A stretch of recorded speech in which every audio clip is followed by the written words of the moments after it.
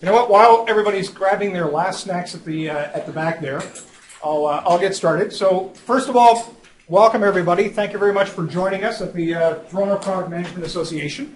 This is a fabulous crowd. Clearly, we've hit on a very, very popular topic, so this is good. Very good news. Wonderful. Incidentally, a couple of people came up to me after the past couple of sessions and said, "Who the heck are you and why do you come up there and speak?" So let me introduce myself. I'm the president of the Toronto Product Management Association this year. My name is Charles Demoff, so that's who I am. Bingo. Now you know who's the speaker up here. So that's good. The other thing I'd like to say is I'd like to introduce a couple of different folks who are part of our volunteer members or part of the volunteer executives. And these folks do a hell of a good job. They're fantastic. They really come together and make this association work. And again, everybody's voluntary on that team, so very proud of the folks and very proud of the accomplishment that we've been able to come together and really make this happen, month after month. So a lot of work goes into it. And again, a deep, deep thank you to all the folks being at the back there. The folks who greeted you, Samantha Sharkov, please stand up when I call you. Samantha. Ru Wang, actually, I'll read the names and then we'll do a general clap, which is Ru Wang, Lee Garrison, Aldwin Nikon, Alan Neal, Steve Castrucci, who isn't here this evening, and Nikki Coombs. So again, big round of applause. Thank you. Honestly, without your dedication, this wouldn't be possible. So again, fantastic job. The reminders. There are door prizes, as there always are, and at the end of this meeting, we will actually have door prizes. We have 3 prizes of books/ebooks available, so that's great. One is the Steve Jobs book, the latest big, thick tome. The other one is Product Management. What the heck was the title there? Managing Product Management. Excellent. So for all of those managers in the crowd. And there is one ebook, which is from the 280 group, the latest and greatest. And incidentally, on that topic, in fact, you'll be able to read from the 280 group the latest article in this quarter's TPMA Focus. So if you haven't picked up a TPMA Focus, Lee is holding one up right back at the back. That is the latest. We got the early scoop tonight. So that's good.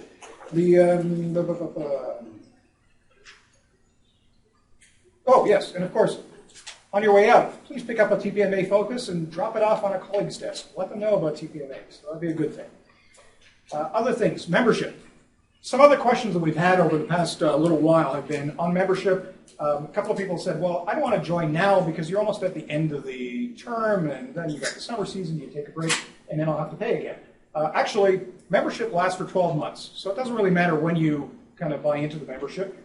Membership is $100, and frankly, right now what we're doing is if you've shown up to a session or 2 sessions in the past 3-4 months, we'll actually give you those towards your membership. So $20 off or $40 off, depending.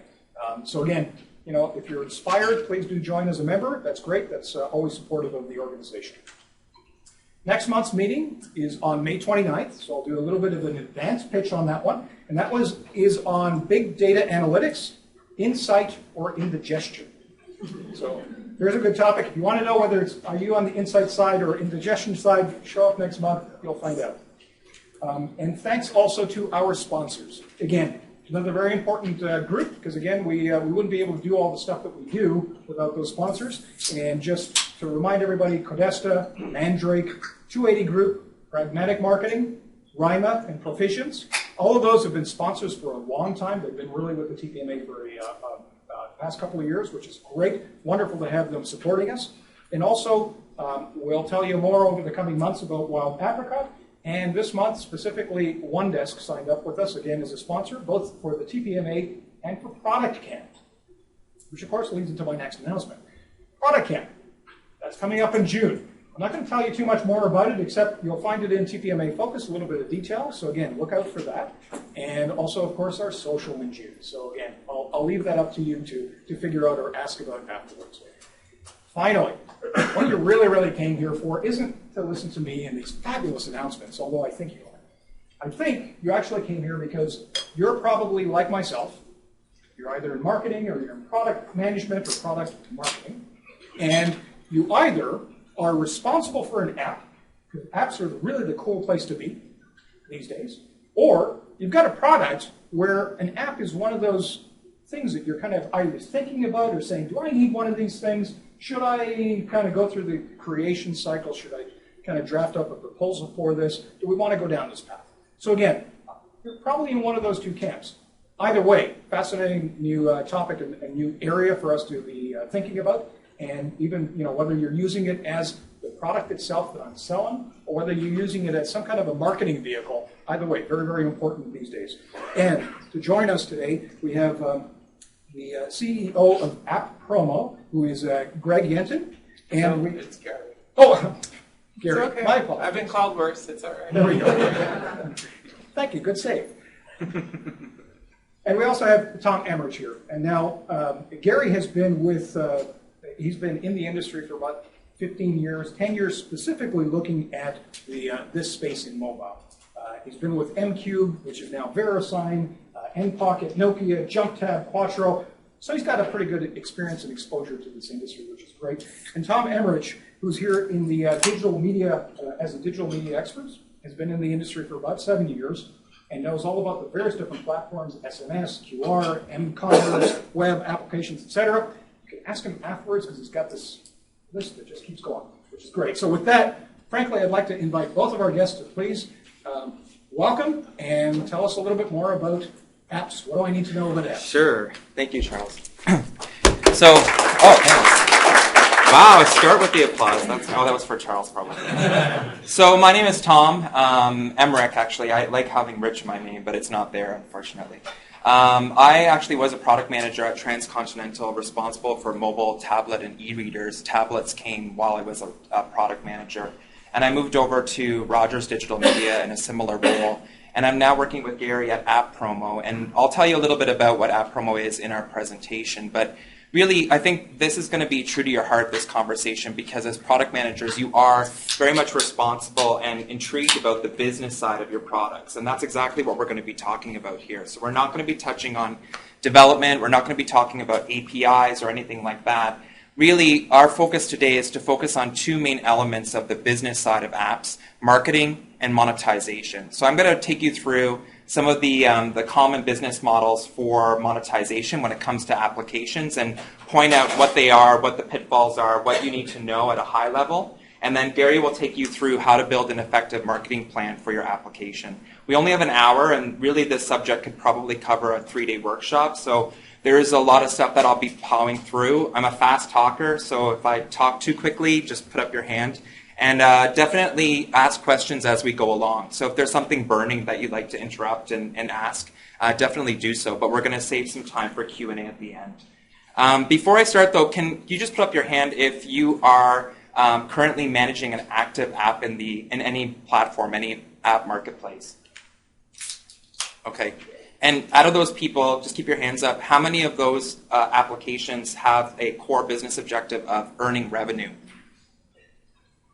Okay, that's cool. So I think you may already know some of this stuff, perhaps. Hopefully, some of the things that I'm going to be talking about are going to reinforce things that you've been thinking, and that's a good thing. And hopefully, I'll be giving you some tips and some tactics that you didn't think about that you can take back to your business to say, maybe I should think about this now from this perspective. Okay.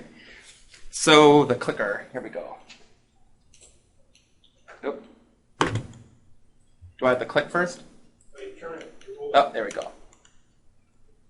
There we go. So the first thing we wanted to talk about is really take a snapshot of the ecosystem.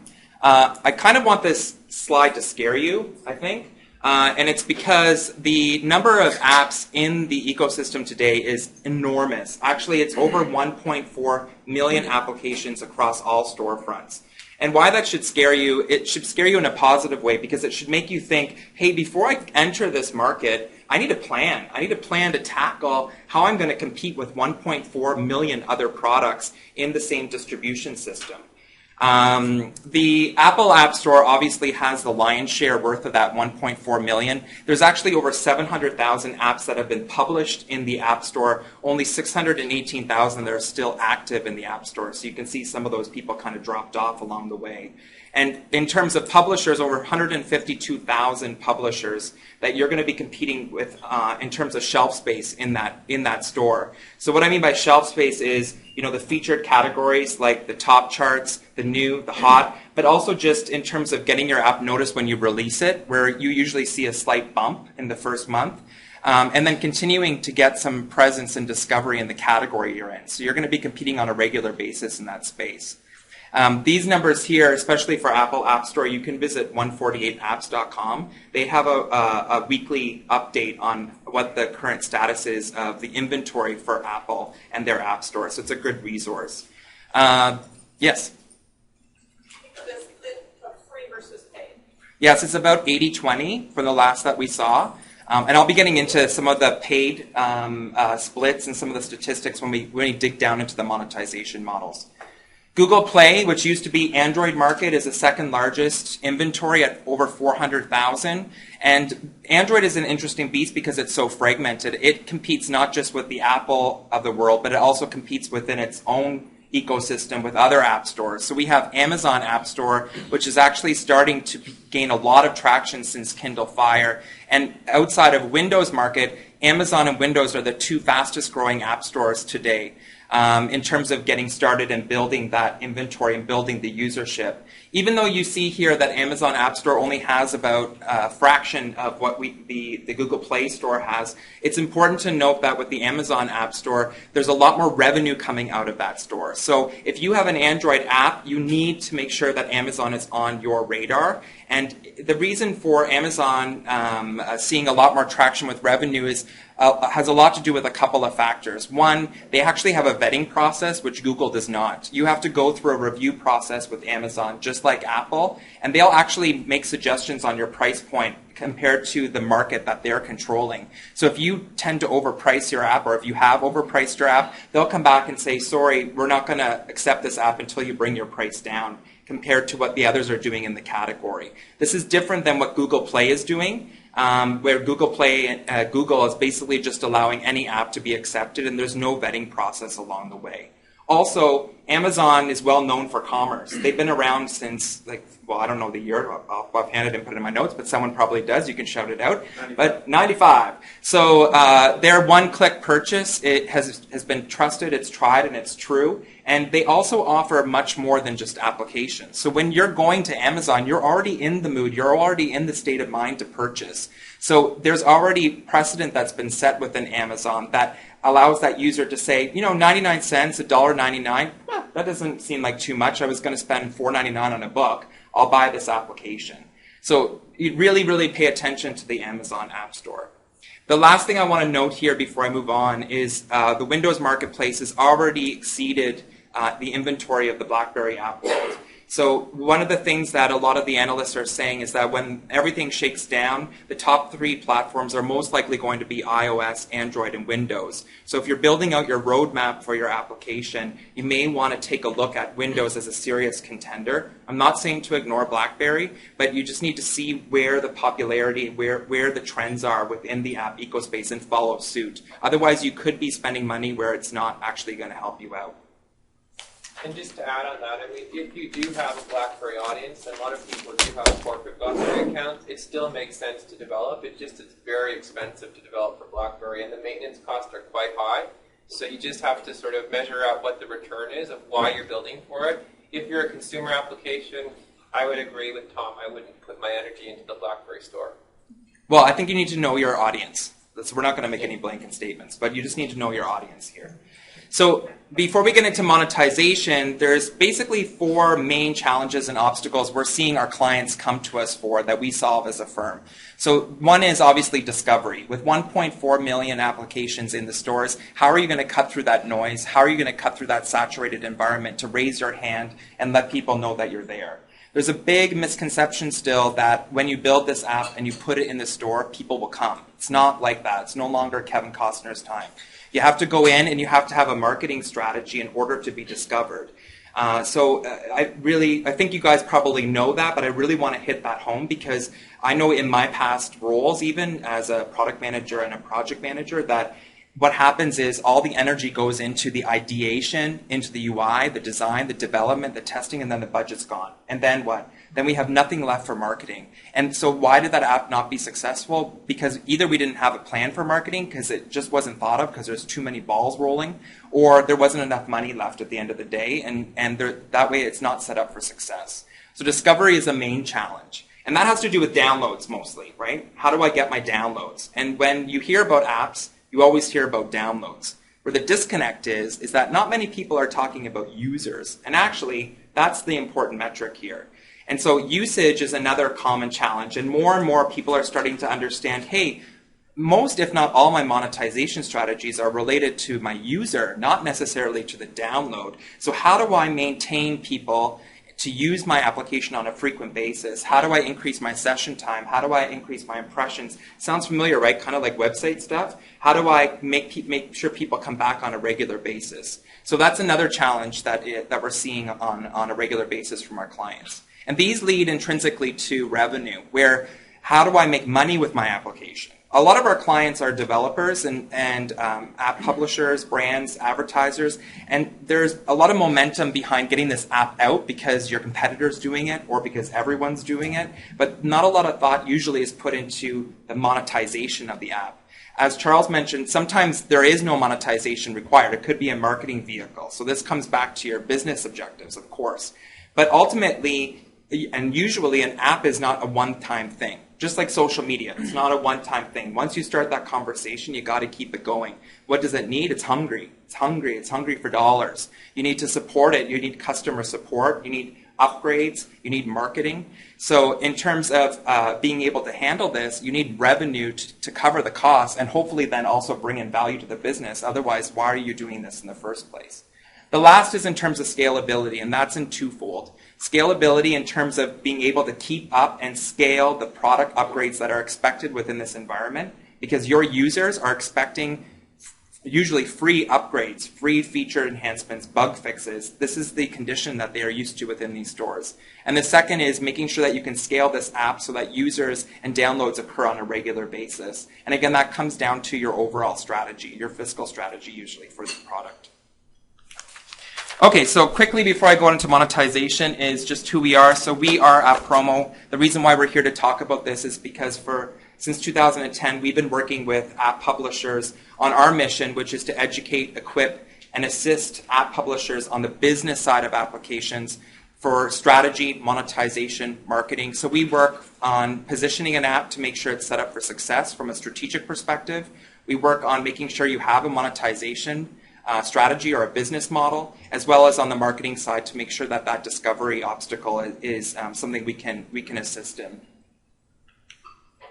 Okay, the meat of it, monetization models. So I thought what we do is just go through the 9 common monetization models that you may have seen, you may have not seen, and then I'm just going to give you some facts, and I'm also going to help you understand what you need to think about if you're going to go down the road for each of these. So like I said in the first place, you have to start, as you know, as product managers with business objectives. So really that's where everything starts from a product perspective. If monetization is not a core business objective, then just use this as an FYI for your next product. Because for a marketing app, for example, the objective may just be brand awareness, PR, maybe to win an award, or it may be just to send traffic to another product. And that's totally fine, as long as your business, your stakeholders are signing off and buying in on the fact that that's all that app needs to do. And usually for those, there's a one-time development cost, they go out to market, and then you just let them die, which is, probably where, 90,000 of the Apple app stores were. When we saw the disparity between 700,000 apps and 618 active apps. But for the most part, as we saw here, your application is probably going to have either a primary or a secondary goal to earn money. Whether it's going to be a standalone product which has its own profit center, or where it is an ancillary product to your core product, where it's supposed to generate leads, or it's supposed to in some way upsell or market your core product so that you gain a sale from it. So you can actually attach value if you were to use analytics and follow that path towards your core product and say, here, my app is actually providing value because it's actually selling, it's just selling indirectly. So I think those are the 2 major cases that I'm going to be covering today in these 9 business models. One thing to note here is that you need to be thinking about this obviously right up at the top, right before development. Because outside of just price point perhaps, every single one of these business models, these monetization models, have a direct impact on your development. Because you're going to need to think about SDKs to put in, software development kits. You're going to need to think about how this impacts your monetization strategy, impacts your UI or your design. And obviously coding is going to be directly related to that. So it's important to think about this at the top of your planning, and then these decisions will influence your requirements, which will then influence what your developers and designers will be doing. So the first business model, which you're well aware of, is whether or not I should make my application paid or free. So just in terms of some stats, as somebody asked, out of the 1.4 million applications that are out there, 47% of those are free, or paid, sorry. So it definitely is a common business model to use, okay? When we take a look at the individual app stores, Apple is about an 80-20 split, where 80 are free and 20 are paid. Google Play is about a 70-30 split, 70% free, 30 paid. And Amazon is a 65-35 split, where 65 is paid, 35 is free. Now, you might say, wow, like I'm going to Amazon, that's where all the money is. Well, the thing is that with Amazon, you have to take into account the fact that that was the only business model really that was there outside of advertising. They just recently launched in-app capability, so in-app purchase capability, which we'll tackle soon. So we definitely expect that as in-app functionality rolls out in Amazon, we're probably going to see same 60-40, 70-30 split, which is very indicative to the fact that perhaps the freemium or in-app model is much more popular than a paid model. And again, I'm going to get into the freemium model in one of the monetization strategies. Are you counting just how many apps are free and how many Yes. apps are paid versus how many go down to the free versus Yes, this is not a success metric. This is just taking a look at inventory. Okay. Yeah. You said 47 were paid? 47% of the 1.4 million. Right, but then each of the stores was 80 or 70 or... Right, but that's not with all the stores. There's a complete list of stores that make up that 1.4 million. There's more stores than just those three. Yeah. Any other questions? Tom, will you be providing us these slides after? I think they'll be available on... Yeah, the slides will be available through the TPMA site. So just go to tpma.ca. So when you...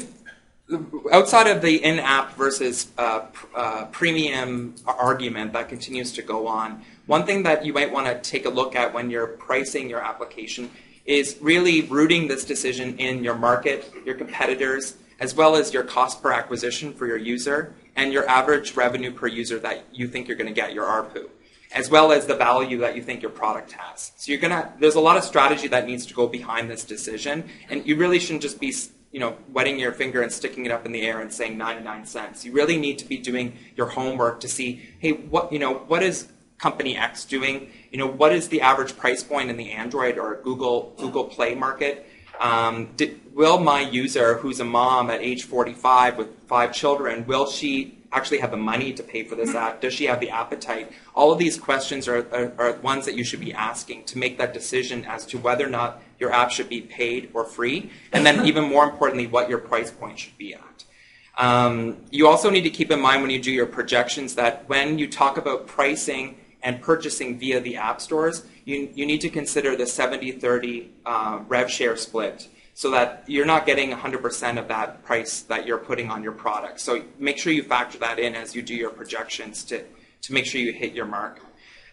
Just to give you an idea of some of the average prices within the store, the Apple App Store has an average price point. Again, this is not related to success metric. We're just taking a look at the inventory. And these are not our numbers. These are from 148 Apps to Steamo and some other places that I can let you know after. $1.87 is the average price point for an app within the Apple App Store. It's interesting to note that the games, if we just take games as a category, is only $1.02. So it's much less. And that's probably because most games are giving the games away for free with in-app purchases. So that freemium model is much more rampant within the gaming category. When we look at the Amazon App Store, we see a typical price point average of $2.24, so $2.24, so a little bit higher. And then Google Play at $3.76. So Google Play, it doesn't mean that these people are successful when they're doing their pricing. It just means that in Google Play, people are overpricing. This is most likely what it's indicating. And when we go back to my first comment about the Amazon App Store seeing much more success because they're vetting their apps, it kind of leads into that truth where perhaps what's happening in the Amazon App Store is people are putting out a price because they don't know how to price their applications. And the Amazon App Store is coming back and saying, actually, we know because we have a complete view as to what's going on in Amazon. And we'll suggest a different price point for you. Yep. Do you have any information on the sort of the trend, and I'm thinking App Store or Google Play in particular, in terms of where they've been coming from and where they're going in terms of price point? Because, in my experience, it's funny, I always felt like, I had much more freedom on my Google devices than my Apple devices in terms of finding higher quality free apps. But I mean, I was at 300 apps a couple of years ago, and times have changed. Right. Sounds like maybe they have. In terms of the number of apps that are free versus paid? Yeah, and the average price, yeah. I think that the average price has probably dropped. Like if you go back to the days where BlackBerry was the only one that had apps, because BlackBerry kind of led the way with their enterprise, and they didn't have an app store, but you were able to get apps anywhere from different sites. Crackberry.com was a common one. They used to charge $60 for an app, and people would buy that. So, I mean, that's one of the notes that I have here is the app ecosystem has really changed the game for software. Because back in the day when I played Nintendo and I bought Final Fantasy, I had to save up for months to get that because it was $70. Now I can get that same similar type gaming experience on my tablet for 99 cents, $1.99, $6.99 maybe.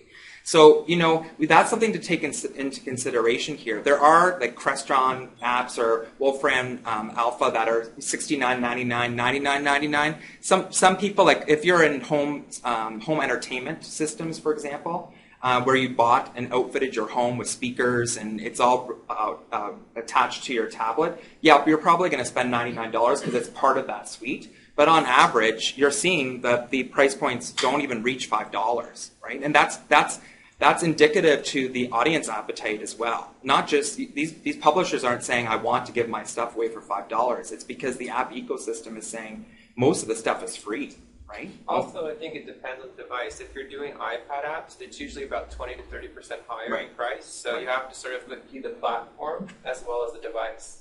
And then you can adjust it accordingly. But I think what you're seeing is that more and more people are having different options to monetize. So if you do a free model, which is what's tending to happen, you're getting more reach. And they can make money from advertising, in-app purchases. There's a whole slew of other ancillary revenue, which Tom's going to go over. So if you had a choice, people are going to download a free app a lot faster. Right. And also because this experience of crap apps versus great apps has really marred people. So they're really hesitant to actually commit even 99 cents to an app because they've downloaded so many apps that just are not at the caliber because the vetting process is not there. You can't scale 600,000 apps to vet from Apple App Store. In the beginning, it was so different, right? In the beginning, when you built it, they would come because there were much more eyes on the applications and the quality could be there, but it's just not the same anymore. That's not to say that all those apps are not good apps. It's just that the appetite of the user has changed. They're a little bit wary about even just that one click to purchase for 99 cents because in the same category, they're probably going to find 5 apps that are free that they're willing to try first before they're even willing to get to your 99-cent price point. So just on the paid applications before I move on, it's definitely something to consider, especially when you take a look at the value of your product, okay? For games, we're definitely seeing a movement towards the freemium or in-app model, but depending on your product, depending on your user, depending on your competition, this is still a very valid business model. But one of the things that we have here is that it could be short-sighted, right? Because it's based on the download. So if you only have this price point attached to your revenue model, once the download happens, that's it, right? You're not going to get any more money from that individual. So you may need to put in ads or have in-app purchases to be able to continue to cash in on that user. But on the flip side, you don't have to worry about usage. You can just get the download and that's it, right? I mean, you mentioned sort of one of the pros and cons of freemium, but isn't the renewable subscription model and the annuity a piece that comes with freemium, right? You could give people a license for 1 year, 2 years. Right. So let's touch on subscriptions in just a second because I do touch on subscriptions. So I'll get there. And if I don't answer, yeah, I think to also answer your question in terms of paid, I think it depends on the category. If you're a utility, and people need that application and they buy it once, it's probably best to go to the paid route because there's really no reason to do it for free. If it's something that people are going to use every day and that they need, they'll pay for it. Yeah. We're not here to give a magical answer, unfortunately, because it all really depends on your product. You guys know that. But again, with the pricing, you really want to do your due diligence. And so you're really going to want to look at your users, your market, your competition, and the value of your product. Outside of pricing your app, so another very popular monetization strategy is ads.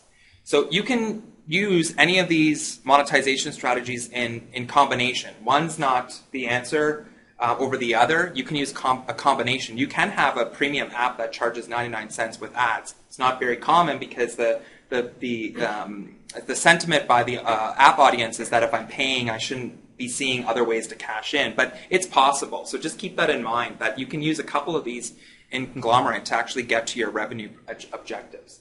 So from an application standpoint, what I want to stress here is that when you think about ads, you're going to want to think about your consumer, your audience as more than your consumer, because you need to think about your audience as your advertiser here.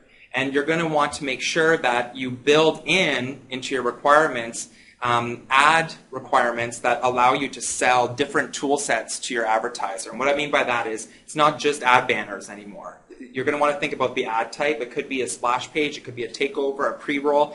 There's a lot of different options from just an ad type. And then you're going to want to think about the ad toolkit, the click-to-call, the location-based services, other different bells and whistles that advertisers are probably going to be looking for. And you're going to want to make a list of those and put them on your product roadmap, either doing them all for launch. I'm really hungry. I keep looking at the sautés over there.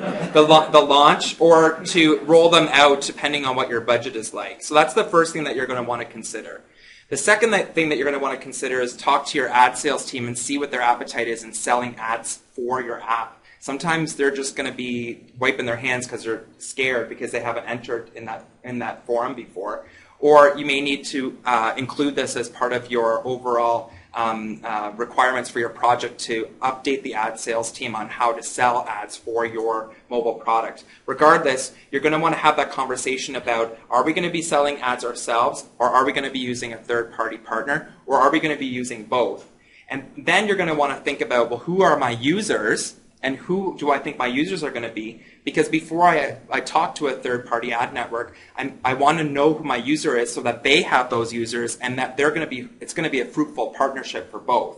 So you're not just going to walk in blindly and say, I'm going to use AdMob, done, right? Because you're just going to get ads that are out to the general public and your eCPM is going to be low. You're not going to be making a lot of money off of that ad network. So you're going to want to make sure that you focus on what type of ads, what's the toolkit, and then understand the user to understand the partners that you want on board, to be able to indicate to your development team what the different coding aspects need to be considered, the different SDKs from maybe AdMob or JumpTap or Millennial, or also the different ad types that need to be baked in. All of these things need to be considered before the development starts. On top of that, and I'm going to be hitting home this on a regular basis, is analytics. You really need to make sure that your app has very robust analytics, and I don't mean downloads. So we are seeing actually in the gaming world that the game development companies are actually just creating their own analytics because they need to get that deep into their application. And oftentimes these analytics are real time. The more information you have, it's gold, because then you can go back to your ad sales team and the third-party ad networks especially and say, these are exactly who my users are. I know this because I have analytics.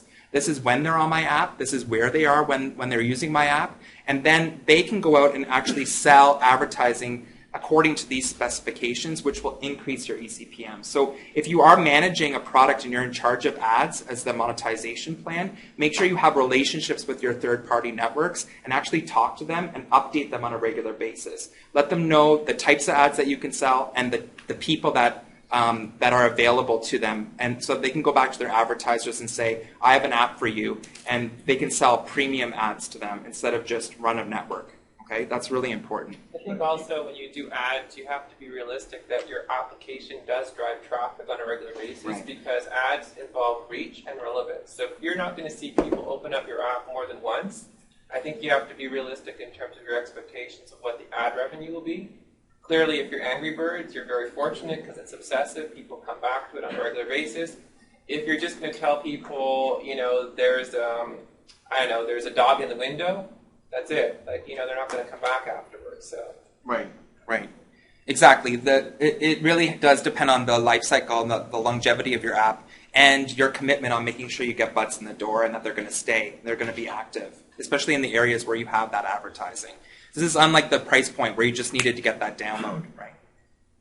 What are the restrictions on access to information? Because I think a lot of users probably wouldn't voluntarily give up. Right.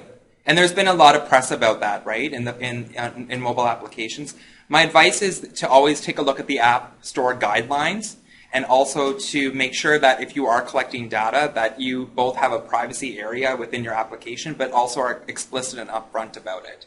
So as long as you have those push notifications or prompts that say, we're gonna track where you are on a regular basis, or we're going to be collecting data, or for the most part, in order to get additional data, you're going to need to create forms to actually get where they're some social demographic information.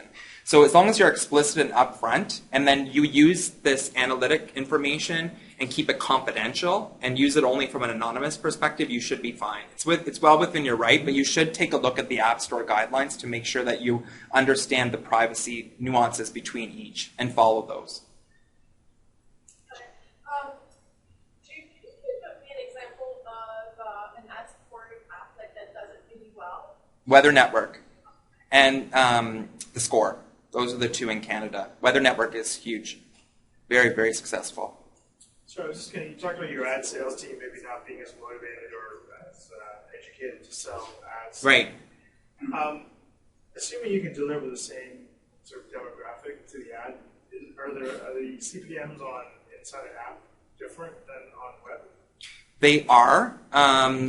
If you do your job right, you can see eCPMs from $2 to $5 on mobile, but that's making sure that you have backup analytics to really make your case.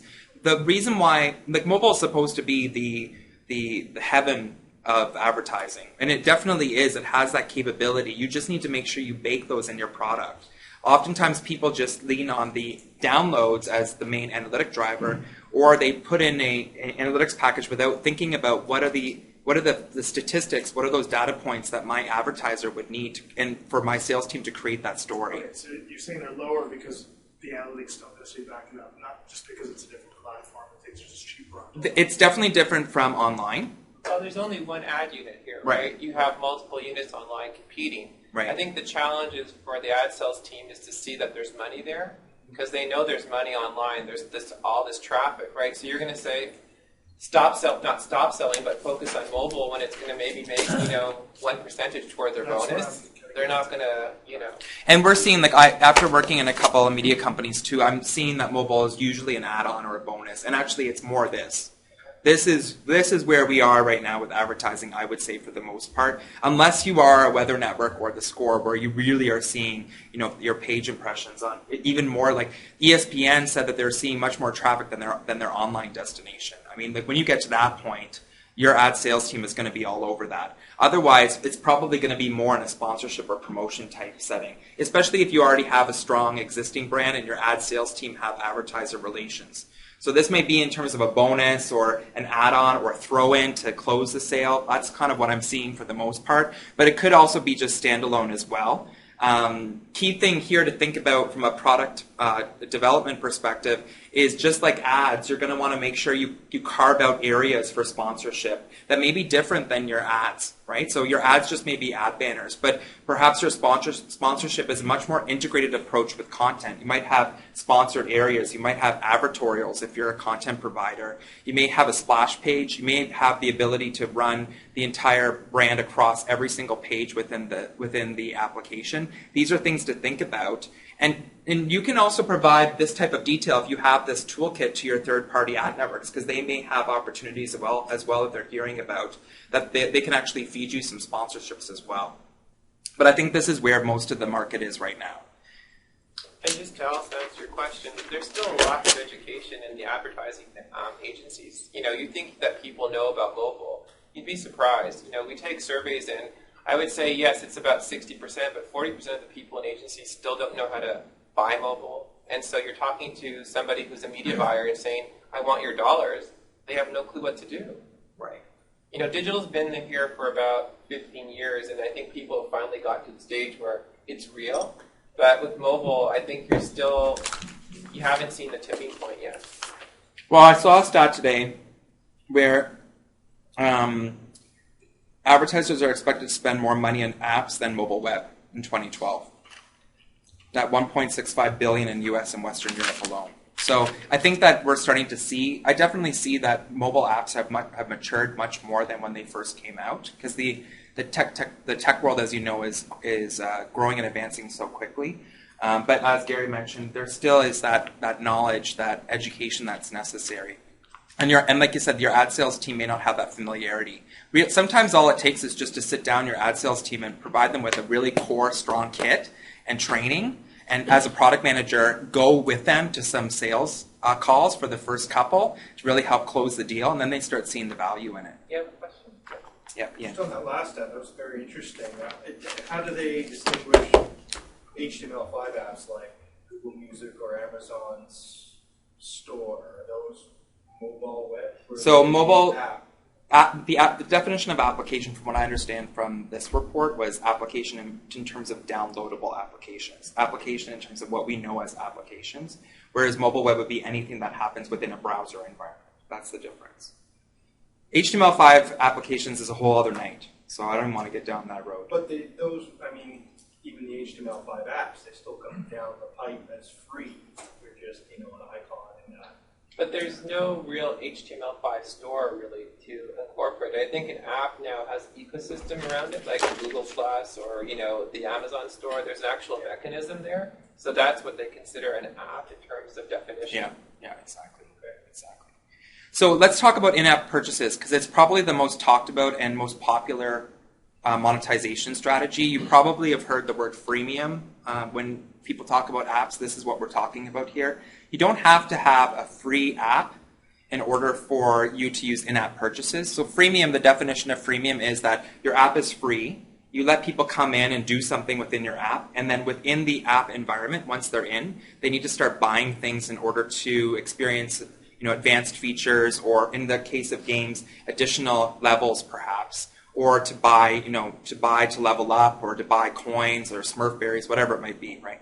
So oftentimes the game is free, and then or the app is free, and then they have in-app purchase. So that's freemium.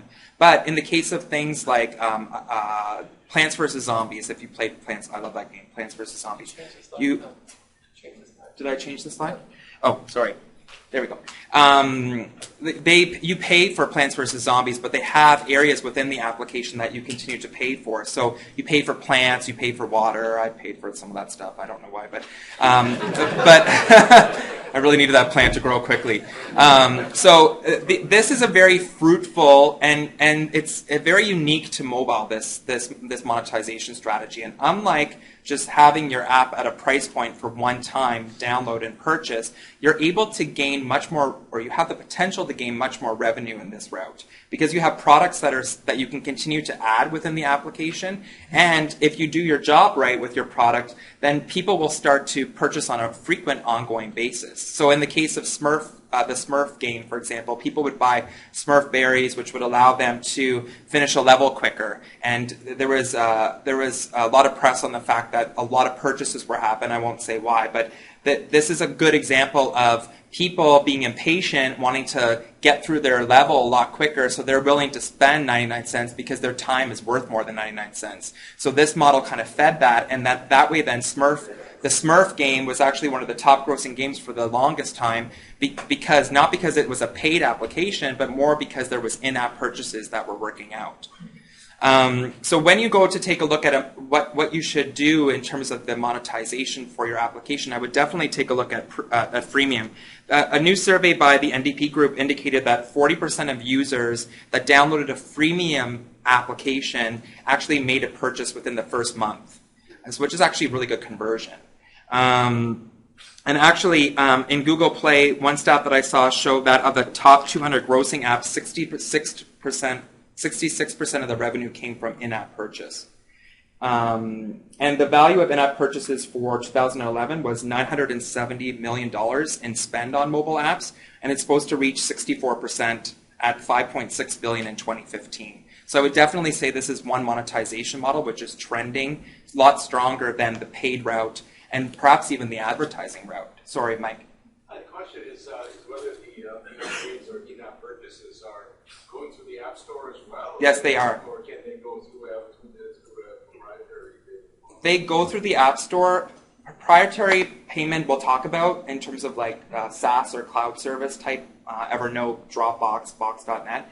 Apple sometimes frowns on that if you start to get popular because they want you to work through their environment because they get rev share on this too, right? So you got to remember this. Every in-app purchase is still a 70-30 split, right? So it's in Apple's best interest to make sure you're always working within their environment because it's controlled.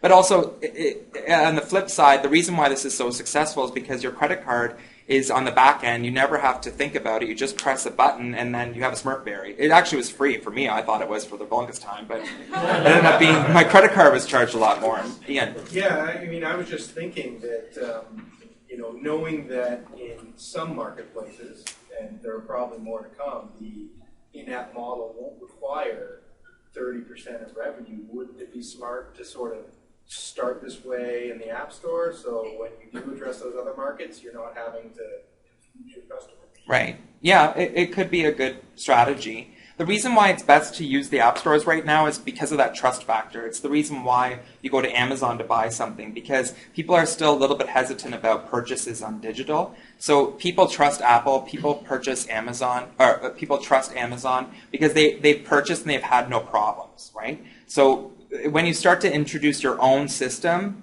it does pose a little bit of a challenge. And one more thought from the user to say, should I do this? And that's why you want to remove that. You just want to make it an impulse buy where the same little pop-up, blue on dark blue comes up from Apple. I'm used to it. I press the button. I didn't have to think about it.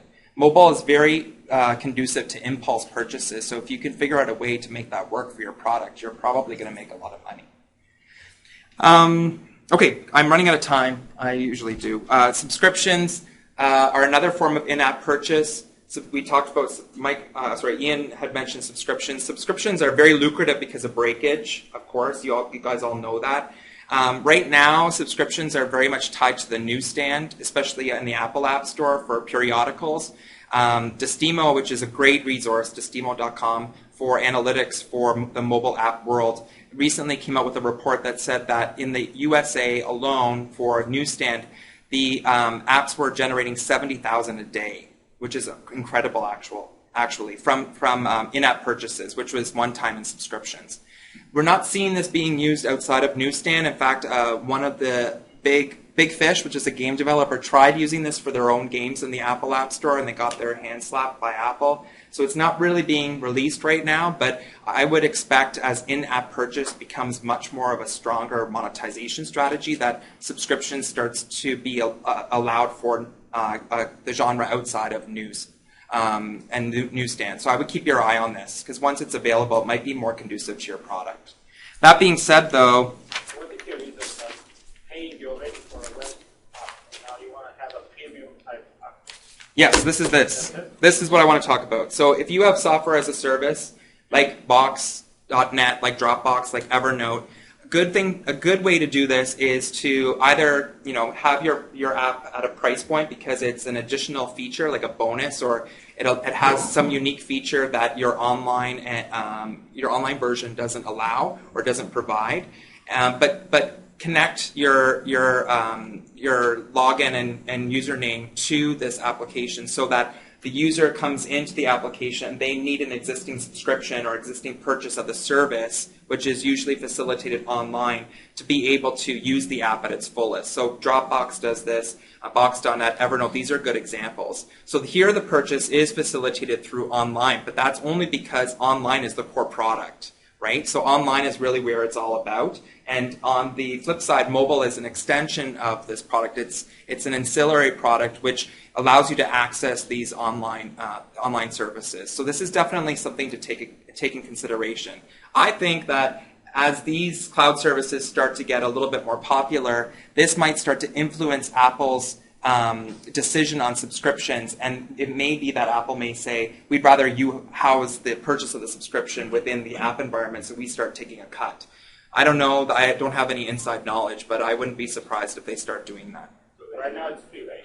Right now you can just do this. As long as you do it online, then it should be fine, right? Your core product is online. And the problem with that Apple model is that all these services are mostly Exactly. And that's why they're able to do this, right? Because basically their core, your core product is online, or it's just digital, and you're using Apple as another vehicle for people to use your product on the go, most likely, right?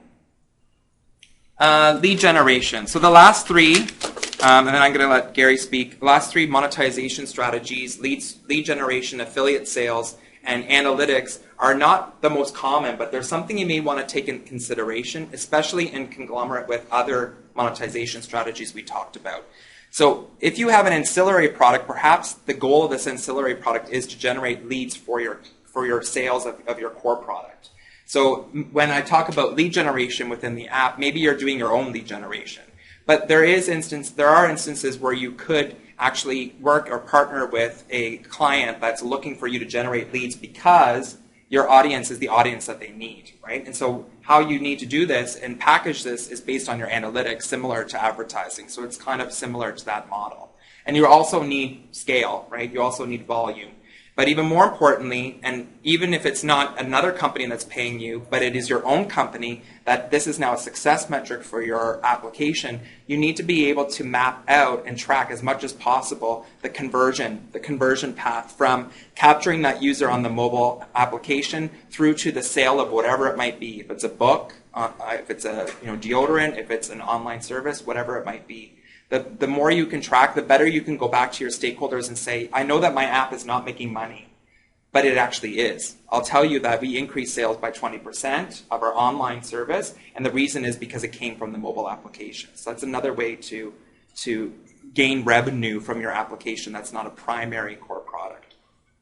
Affiliate sales you're all aware of, similar to Amazon. Amazon's big on this. You can actually do it also through iTunes. They have programs. So running affiliate programs within your application, you get a percentage of the sale. Could be very lucrative if you have a lot of traffic.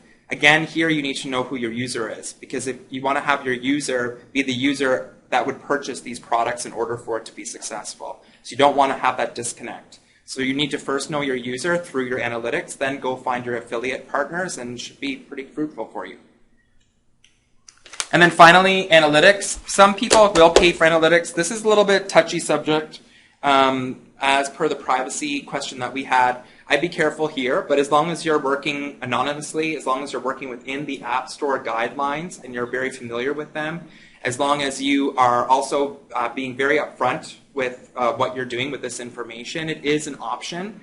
It's not very common. Outside of this, though, what I want to point out is just like lead generation, perhaps this app is not just a marketing app.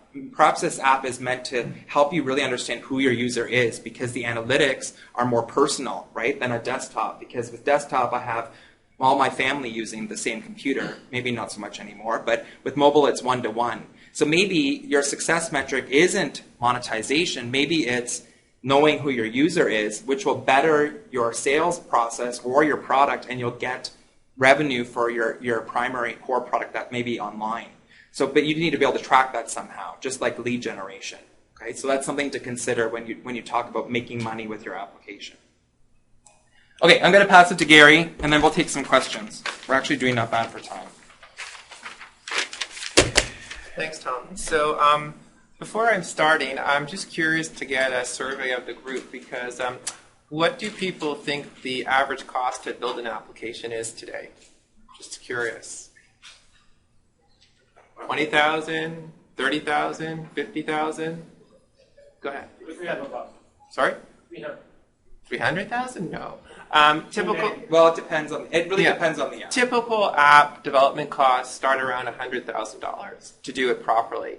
But the reason I'm asking this question is, what do you think the marketing budget that's aligned to that development cost would be? Same again. What do you think the marketing budget would be that would be aligned to a development budget of $100,000? What it should be or what it really is? Well, what do you think it is? $8,000. My guess would be 5,000 to 10,000 is probably Yeah. what it ends up. Yeah, which is really sad because people invest 100,000 plus to develop their application, and then they wonder why there's no downloads or there's no engagement. And it's a simple equation. It should be 1-to-1. The problem is people really don't understand the value of marketing, so that's what we're here to help you learn about and hopefully go away with some tips and techniques that you can actually do it, or you can always call us also. So my topic is building a marketing plan, and there's about 7 steps that I think are really important to go over, and I think each step has its own pros and cons, but I think the first step is really important that people forget about is just to evaluate the competition, because if you think you're the only person creating the application out there, you're probably wrong. There's probably a lot of other applications out there that may not be 100% similar to you, but they do have some commonality. So do your research and see what's out there. Find out what the competition is doing, why they're doing it, what they're doing right, and what they're doing wrong. The good news now is the app ecosystem has been in place for over 2 years. So there's a lot of research data that's out there. It's not like you're building the first app in the store. There's probably, like Tom said, hundreds of thousands of apps out there that are doing something that might be similar to what you're doing. And you have to really understand why you're building the application, what your unique selling proposition is. If you can't really define why you're building the application, then I think you have to really imagine, if you don't understand why you're doing it, then why is the consumer going to want to buy it? So there has to be a really unique proposition in terms of what you're trying to do, why you're trying to reach that customer, and what you're trying to give that customer. And it's really important to do that with focus groups, to do some type of just general questions. Who is your customer and what is the selling proposition? Because if you don't find that out now, you're going to be disappointed as you move further along the product development cycle. It's going to actually come to bite you. So do it in the beginning and you'll save yourself a lot of time. And the other thing is that people think their application can't be replicated. It's actually a good thing if it can be replicated because it means that people like that application and there's a market for it. Your job is to make your application more unique and better and have the best features that are possible and make it really easy to use. And I think with all products in terms of, when you're developing a product for the web or even a product for a store, you have to understand who your customer is. And especially in this case, as we mentioned, there's a lot of analytics available for you. So, is your application for the consumer market? Is it for the moms? Is it for the dads? Is it a utility? Is it a game? Who is actually going to be playing the game? Is it going to be an audience of 20-year-olds? Is it going to be an audience of 40 years old? Why are they going to be using it? And with that comes also what we're talking about. Understand the customer and what their actual propensity to buy.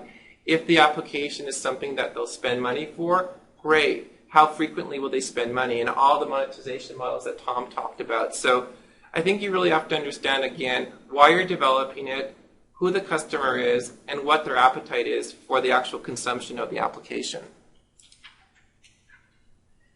I think with all the data that's available right now, it's really possible to figure out what the cost of acquisition of your customer is.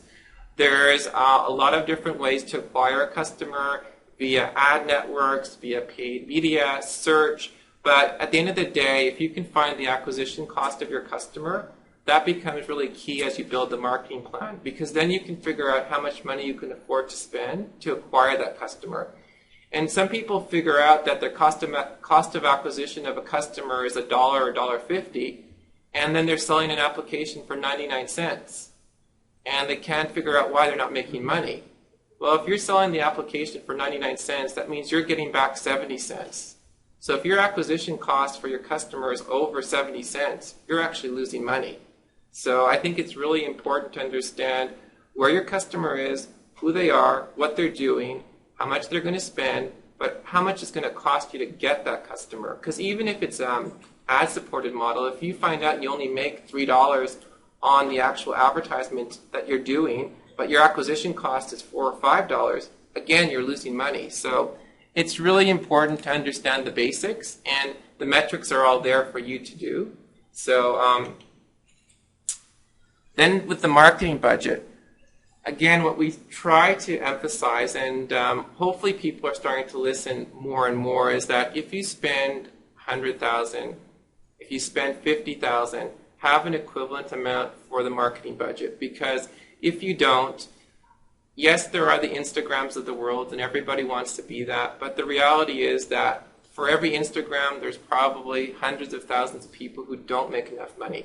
So you really have to figure out what you're trying to do budget-wise, what your goals and objectives are, and that budget can be spread out over time. You don't need to have that $100,000 for day one. You can spread it out over months, and you can actually see that return coming in over months. And that budget is also going to be spent on different sources. Some of that budget obviously is PR, social media, paid media, but you also can get earned media. So use your social channels, because with mobile, it's very much an environment where people like to talk about things. So if you do have networks in terms of Facebook and Twitter, utilize the social media, because that will serve you quite well. And obviously the best thing is to have an application that's good, because if it's good, people will give you good reviews. Terry, Yeah. one question on the paid media. Yeah. So do you see, is there a particular area that most people will invest the biggest chunk of their marketing in paid media? And second thing is, where are you seeing the biggest bang for your buck for mobile app marketing? Sure. So with mobile app marketing, you have a series of different opportunities. You have public relations. So you should do a press release.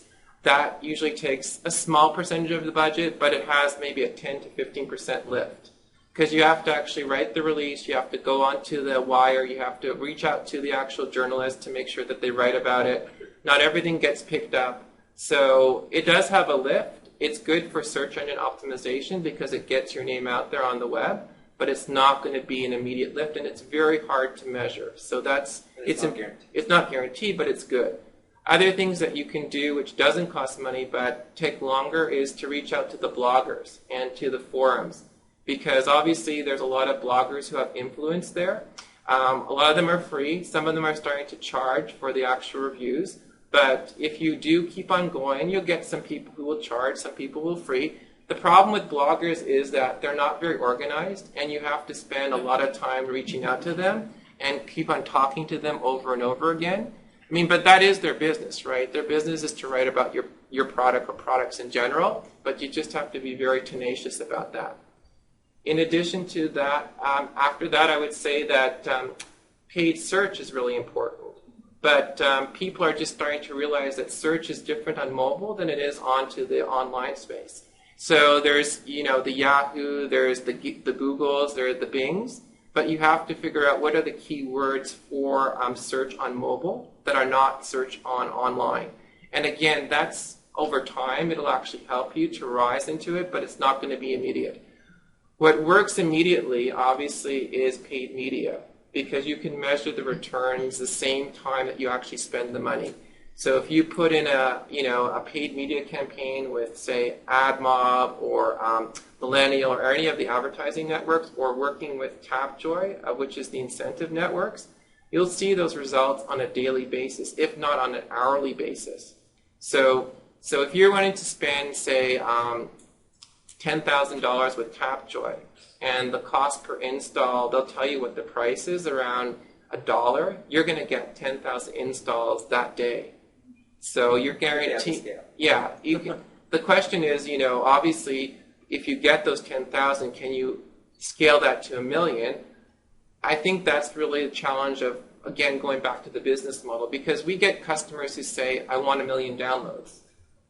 Question is, why do you want 1 million downloads? And if you do want $1 million, and we can guarantee you with $1 installs, you have $1 million. So I think it's, be careful what you ask for. So I think it's also important to have a slow and steady marketing plan that will serve you over time. Because if you spend all your money in the first week, that's great, but your app is going to have a life beyond 1 week, and you should spread it out over time. There's a certain natural lift when you go in the store that you'll get noticed, though you want to be in the top 100. But again, that only lasts as long as you spend. If you stop spending, people are surprised why it goes down. Like anything else, you have to feed it to keep it going. Yeah. Questions? Yeah. So would you say that the one-to-one guidance or principle around marketing versus the development part, would it still hold true for something like if your monetization is through cloud, which so something like a Dropbox, for example, isn't that more of a whole thing that if I'm already using Dropbox, I just need to access it on my mobile device? Do I still need to spend that type of budget? I think it depends on the objective of that application. So it goes back down to what your objective is for that application. Are you looking for that application to be part of your product suite and it has success metrics on its own? If you're just looking for it to be a marketing vehicle or just to be that one thing that's going to set you apart from your competitor and seal the deal on your online product, then probably you're not going to need to spend as much, because there's a difference between starting a brand from scratch or starting an app from scratch where you have a name that you're trying to build and then leveraging off a brand that is already built. So I wouldn't necessarily say that the magic number is always 1-to-1. I think it depends on where you're starting. But the whole point is that for an application, regardless if it's an ancillary product or a core product, you're going to need a significant amount of marketing to make it successful. Because you're leveraging your user base is only your user base. Are you just looking to have just your user base have your application? Or are you looking, probably what you're using it for, are you looking to expand your user base through mobile? If you're looking to expand your user base through mobile, you're going to need the same marketing. Yeah, and I think with what you're talking about cloud services, you have other ways to actually get the customer, right? The customer is just not a mobile customer. But we're talking with apps, it's just a mobile customer, right? Because people who use cloud services can also use it online. When we're talking about the apps, it's just on the app ecosystem. And I think the good news about mobile that we actually recommend on a regular basis is to test. And so, as I said, if you had $100,000 to spend, which would be great, you can also test it right away. I mean, you can spend $1,000 and get some really good results. So I wouldn't say, okay, you have $100,000, put away $40,000 for AdMob or for Millennial, put it all in that same week. No. You can test with $1,000, see what actually works and what doesn't work. You have to use different creative. You should really work with the ad network, or if you have creative teams within your organization, work with the creative people, because the thing is, why would you spend the full amount if you're not 100% sure if it's going to work? You can test an ad, A/B testing. You can see if you're actually going to get the downloads. The numbers are in real time, so you actually can see the results day one. If you put $1,000 and you only get maybe 20 downloads, maybe that creative is not going to be really working for you. So you should think about another creative. The thing about mobile is it gives you data in real time. Go ahead. Just one question. Do you have a sense of how successful is this industry? Because, I mean, based on what you just told me, I have not persuaded this is very successful business model. Just for companies that produce apps, so not cloud companies, just for companies that put their applications on App Store and then sell it. Do you know how successful? It's to be realistic, from the million plus apps that Tom's talking about, 15% of those people actually make a real business on it in terms of having a sustainable business with companies and people and so on and so forth.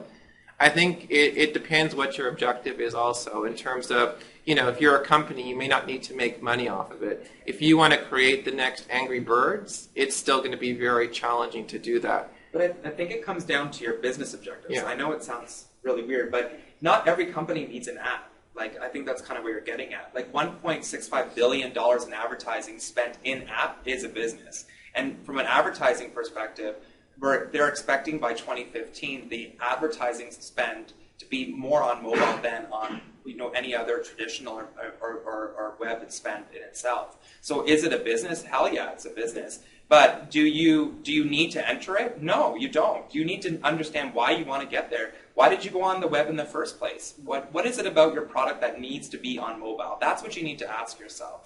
The question shouldn't be everyone else is doing it, so I need to do it. If you go back to what's going to help my cloud service, a core offering, by bringing it onto mobile, is it going to help me compete? Is it going to provide additional features that I could never do online? And then you're going to be able to create a successful product that will help generate revenue for your entire business. But if you're just doing it because you need to do it as a checklist item and your boss said that he saw something on iTunes that was really cool and you have no plan behind it, then you're probably going to fail. It also depends on your audience. If you're trying to reach the 16 to 24-year-old, I mean, that's where all that they play is on the phone, right, between SMS. So I think, if you were trying to reach an audience that may be online and, like Tom said, has different ways to reach and to attract, you don't really have to have the app. There's also the mobile browser, WAP-based sites. You can optimize your sites for that. You can still make money off of that. I think that we had seen that online traffic on mobile is going to exceed the actual online traffic through the computer in the next generation. So you can make money off of mobile advertising from a browser-based solution as well. And there's still SMS. Don't forget that. Yeah. I know it sounds funny, but there's a big proportion of our population that still has feature phones. So when you think about mobile as a strategy, it's not always an app. We're conditioned now to think that app is the answer, but you need to figure out what's the best solution for your product, for your company on mobile, if mobile makes sense. Yeah. And the final thing is analytics. The whole preface that we talked about is that you can actually see the results, analyze it, be able to tweak it and test it. So the promise for mobile from the advertiser and from the user perspective is you get instant results. And the good thing about it is that if you use those results, that's the one thing that we find, that all this information is available to people, but do people have the time to actually do the analysis and to actually spend the time to understand it? That's really where it comes down to. This is all accessible to you. You have to find the time. And I think what, just in closing, is that building an app, creating an app, being a product manager of an app is a full-time job. And I think this is where it becomes very challenging because everyone else has other things to do it. What we wanted to do is a quick survey is, who is a product manager today just of an app? Okay, 2 people. That's great. Because in the reality, you have multiple roles to play, so it's not easy just to find the time to spend on it. I mean, for the example that we see, even companies that have, staffs of 100 or 200 people still come to us and ask us to help them out because, it is very time consuming. It's very rewarding, but you have to allocate the time to do it properly. So if you do go into it, don't expect it to be like, an hour here, an hour there. It's a full-time job. So the last thing I wanted to leave you with is we do have a survey that we just completed that if you email us, we're happy to send you a copy about it, which is a developer survey about what people are developing, what the challenges are. And we will be able to offer you, we have an application called the App Promo app, which teaches you the tips and techniques to market your apps. So if you do email us, we'll be happy to send you a complimentary copy of our application. So thank you very much. And question and answers. Yeah, question. Yes. Sorry, I don't see your name. I had a question about the knowing your audience side of things. Our background is market research, so I was particularly interested in that. Are there particular research methods that you found work better with apps? I mean, it's obviously it's an audience that uses phones, mobile devices. You want to reach them in a certain way. Just want to. Right. So the question is on: are there specific ways that you can know your audience on mobile? So we've actually seen some developers actually go to market and limit the market that they go to market for. So perhaps they just choose Argentina because you can limit that when you actually distribute your application. But make sure that they have a lot of analytics baked in, right? That's the main message here is if you have a lot of analytics baked into your application, then you can go out to a smaller distribution and do some tests there, especially from a price point perspective. Go out and say, my app is $4.99 in Argentina. It didn't do very well, but the next month in Argentina when I did, $2.99, it did awesome. Okay, there are going to be nuances with countries, I totally get that, but it is a great way to test it out before you go big time in North America, for example. And the analytics are free. Flurry is free to put into your application. I mean, there is more sophisticated ones like Omniture, which also integrate to your online one, but a lot of these SDKs are free and you can use the analytics at no charge. And then another way to do that is focus groups. So there are some companies that actually do focus groups for you when you send your application to them. There's an app. There's a system, called TestFlight, which allows you to send your application in the App Store to people to test out prior to it getting to the App Store. So we're seeing a lot of people starting to create a kind of like a VIP list of people that are interested and engaged in this type of category, and you sending out their app, and they'll just hit things away to bug test, but also give you some free feedback in terms of what they thought about your app, what they thought about your price point. A lot of people, especially a lot of the early adopters, are eager to get their hands on new technology first, so it's great to be able to send that out to them and get their feedback right away. Another way is just to actually let bloggers or media, if you have a good relationship with them and they're not going to like leak some heavy stuff out, test and give you some feedback on your application. And that actually will start to build that relationship with that blogger. So when you come out with your actual go-to-market build, they may actually plug you in their site. But I think that you have to, what Gary was saying with the test, tweak, et cetera, the thing about mobile is that you don't need to be perfect, and your users do not expect you to be perfect. It's the reason why they're okay with downloading an app upgrade that says bug fixes. Okay, everyone does that on a regular basis. So you're okay with going with the 80-20 rule here and only knowing 80%, only being good as 80%, because it's expected, it's 100% expected that you will upgrade your product as you move along. And you want to use those upgrades as part of your marketing strategy as well. David. So on the note of upgrades. Yeah. So you're from a traditional sort of development shop. Then the whole concept of a life cycle, shelf life for your product. Has the app market been around long enough to consider that? Like, if you release a product since the inception of the App Store, do you just, after several iteration of it, launch your product and then start the whole investment in marketing and monetization? Usually not. At least that's not what I'm seeing. It depends on if it's a net new product. But you're not going to launch like Microsoft Windows 1 and then a whole new app for 2 and a whole new app for 3. No. You're going to be launching Microsoft Windows, and then as you update, the actual app updates. Perhaps the update is an in-app purchase. It could definitely be. So you could actually monetize that, for example. But the idea is that if the app itself, if the core of the app is not changing, if it's still Microsoft, product, for example, but you're actually doing feature enhancements or product upgrades that are still speaking that same language, the user shouldn't have to download another app, and you don't want them to. Once it's on their device, you want to keep feeding things to them. You want upgrades to remind them, hey, come back into my app. You want to build in some push notification systems to make sure people know, hey, there's something new in here, come back. That's part of your marketing strategy. But how do the developers sustain that without you haven't got an upgrade license or support?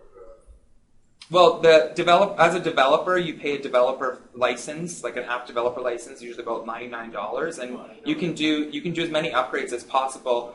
But on your side, you have to pay for the developer. Yeah, that's what they. Right. If you could. Could be just as expensive as version. But that's software. That's the life A of lot software. of the shops. Right. Okay. And this is where it comes back to the gentleman in black where there is a challenge here, right? You're starting to think about things from a business side. Does it make sense to go into mobile? You have to go in with your eyes wide open. You have to realize, okay, hey, I'm in it for the long haul here, hopefully. And so I'm going to need a monetization strategy and a marketing plan that's going to offset the cost of my scalability, which I mentioned in the first slide, to shoot out those upgrades on a regular basis. But it depends what your app is, right? There's certain apps that are just meant for a short term and they go away, right? In terms. Because the core platform will change. No, but I'm saying if you developed an app for the royal wedding, it was for a period of time. It's going to go away afterwards. Even if there's iOS 6 or 7 or 8, it's gone, right? So it depends what your core application is. Right. Right. Just, you talked about over 1 million apps and varying degrees of quality. And I was just wondering, are there services or some sort of website that, and you also talked about looking at your competition that kind of rate the performance of apps, let's say by vertical like healthcare or legal, and that way you have an idea of how big your competition is or how good apps are? Or do you have to rely on the reviews or... So the question is about competition. Is there like a quick reference area that has all the... look at the reviews in the App Store, right? But the answer to your question is that there are bloggers that have already done that for you. There's Destimo, for example, that I mentioned before, have also done some research and some analysis on some of the core, like gaming, for example, categories. But for the most part, you're going to have to do that yourself. You're going to have to go in and identify who are your direct and indirect competitors. what are they priced at? What are their reviews? What are people saying? Taking a look at their social networks. It's some work there, but it's actually work that's going to be beneficial to you. So it depends on your category. If you're a game, there may be much more information out there than if you're a health app that helps nurses, in the eastern part of North America. But also, a simple thing is, just do a Google search right away. You'll see, it's becoming more and more in the rankings, and if you put the category that you're looking at plus the word app afterwards, there's some good results that come out. Right. Yes? This kind of based on these questions. Sometimes it's thought about the ecosystem of app stores. I'm just curious, from the development perspective, you develop an app and make it all different OSs, But how long do you think that ecosystem is going to last? Maybe the mobile web is going to take over. Yeah, that's a huge question, whether or not mobile web is going to be the answer with HTML5 apps. I think that every developer is hoping for that, and I think that a lot of the early adopters are already saying it's coming, just like every year was the year of mobile until 2012. So I don't think that's going to be, me personally, I don't think that's going to be coming mobile, 2012 is the year of mobile. Well, actually, but it's a lot better than it used to be. It is a lot better. Because if you develop games for Java and you had to develop a game specific for each handset and for each phone size, that was a nightmare. So yes, it's complicated, but it's a lot better than it used to be. Exactly. But I wouldn't put your money on HTML5 apps quite yet, because the distribution centers are still really popular and they're just getting started. Once we start to see the user not wanting to work in this app way or not needing the assistance to find applications, that's when HTML5 apps may be a little bit more prominent in the space. Exactly. Yeah. That's why when you create your roadmap, you're going to have to draw that line in the sand to say, I only have so much money to do my upgrades and to do my product development. I might not be able to afford Android, right? I might not be able to afford BlackBerry or Windows Mobile or even Apple. So you need to know where your audience is and tackle the platforms one by one as you gain success. Perhaps we can take one last question. So I have actually okay, combine them into one. Interest in venture capitalist community for this, and the other one is as for geographic division. So is it only Silicon Valley, or is it this industry is also developing in Canada? It's a lot here. There's a lot of successful companies in Canada who've actually done very, very well. Extreme Labs, 5Mobile, Polar Mobile. The venture capital community is very interested, especially in mobile apps, especially after Instagram. You'll see a ton of money coming into it. So I think if you have a good plan, there's incubators here. There's Mars. There's Wavefront. There's a lot of money in Canada as well. Yes, there's a lot more in Silicon Valley. But, VCs like to work with companies who are local-based. If you're looking for money for Canada, Toronto is the place to look for it. There's a lot of money. Otherwise, go down to the Valley, because that's where you're going to have to... Don't forget, Zynga's in Toronto, right? So, they bought 5Mobile. Yeah, exactly. Yeah. So, in Tech Vibes, which is a really common tech blog here in Canada, put out a list of the top 20 or 25 technology cities, and Toronto was in the top 5.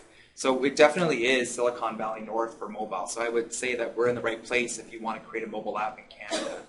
And as Gary mentioned... Yeah, there's grants from NFB, from OMDC, Mars, Wavefront, IRAP. There's a lot of funding available in Canada. Just you have to know where to go, but there's money here. Okay, thanks, guys. Thanks Thank very you. much.